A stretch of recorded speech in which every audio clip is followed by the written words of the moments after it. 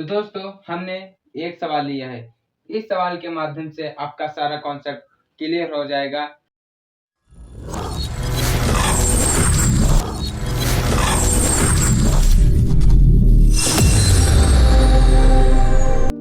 Hello friend, welcome to my YouTube channel LS good study पर। मैं आशा करता हूं कि आप सभी लोग अच्छे होंगे। तो ज़्यादा समय नहीं लेते, चलते हैं अपने टॉपिक की तरफ। तो दोस्तों आज का हमारा टॉपिक है घन संख्याओं का हम घनमूल किस तरह से निकालते हैं, वो भी गुणनखंड विधि से। तो सीखते हैं। तो दोस्तों हमने एक सवाल लिया है। इस सवाल के माध्यम से आपका सारा कॉन्सेप्ट क्लियर हो जाएगा कि हम किस तरह से घन संख्याओं का घनमूल निकालते हैं। तो हमने ये संख्या ली है, इसका हमें घनमूल ज्ञात करना है गुणनखंड विधि से। तो हम इसे हल करते हैं। तो इसे हम हल करेंगे। ये हमारी संख्या है 1728। हमें इसका घनमूल निकालना है गुणनखंड विधि से।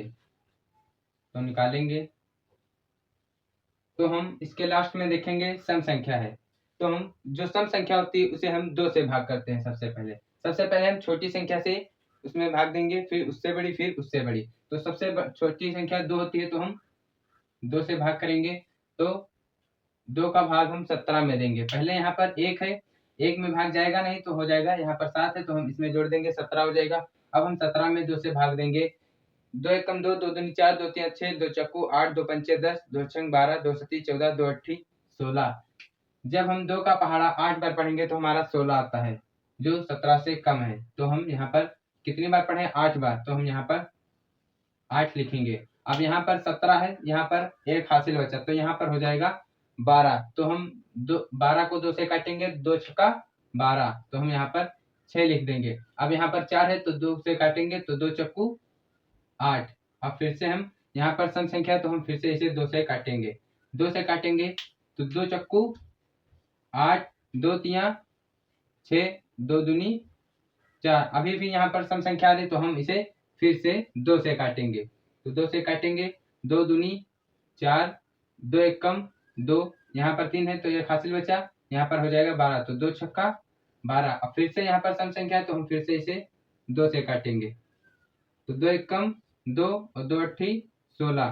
पर जब संख्या एक बार में ही पूरी संख्या जब कटती है तो हम यहाँ पहले उसके हम 1 0 बढ़ा देते हैं। तो यहाँ पर हम 0 बढ़ा देंगे। तो 2 अट्ठी 16, 108 बार में 216 का आधा यानी आधा होगा तो 108 आएगा।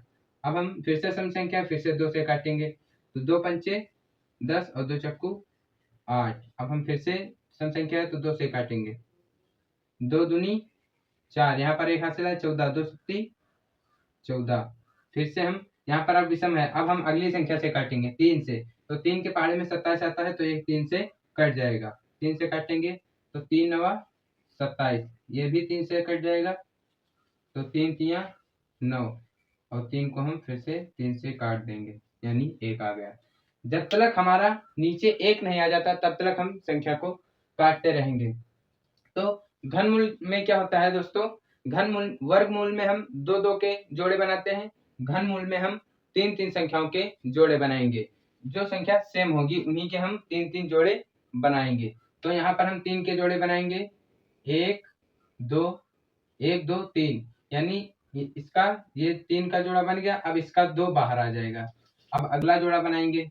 यहाँ पर 3 संख्या है, 1 2 3, इसका भी 2 बाहर आ जाएगा। यहाँ पर 1 2 3, 3 संख्या है 3 की, तो ये भी 3 इसमें बाहर आ जाएगा। अब हम उसी तरह जिस तरह से वर्ग निकालते थे उसी तरह इसको हम गुणा कर देंगे। 2 पहले है 2 तो हम 2 लिखेंगे, गुणे फिर से 2 है तो हम फिर से 2 लिखेंगे, 3 है तो हम 3 लिख देंगे गुणे में। अब इनको हम गुणा कर देंगे। तो 2 दूनी 4 और 2 दूनी 4 और 4 तिया 12, तो इसका 12 आ गया। यानी इसका जो घनमूल आया है ये 12 आ गया। कौन सी संख्या का? 1728। यानी घनमूल को कैसे लिखते हैं? ये जो ऐसे होता है, ये 1728। इसका जो घनमूल आया है, इसका ये घनमूल 12 आया है। ये हमारा इस तरह से हम इसको आंसर को लिखेंगे। तो ये हमारा सवाल हल हो गया। तो आशा करते हैं कि यह वीडियो आपको अच्छा लगा होगा। तो इसी तरह किसी भी सवाल को, किसी भी यदि पूर्ण घन संख्या है उसको हम इसी तरह से हल करेंगे और बाद में इसको हम 3-3 के जोड़े बना देंगे और उसको हम गुणा कर देंगे, तो हमारा उसका घनमूल निकल कर बाहर आ जाएगा। तो आशा करते हैं कि यह वीडियो आपको अच्छा लगा होगा।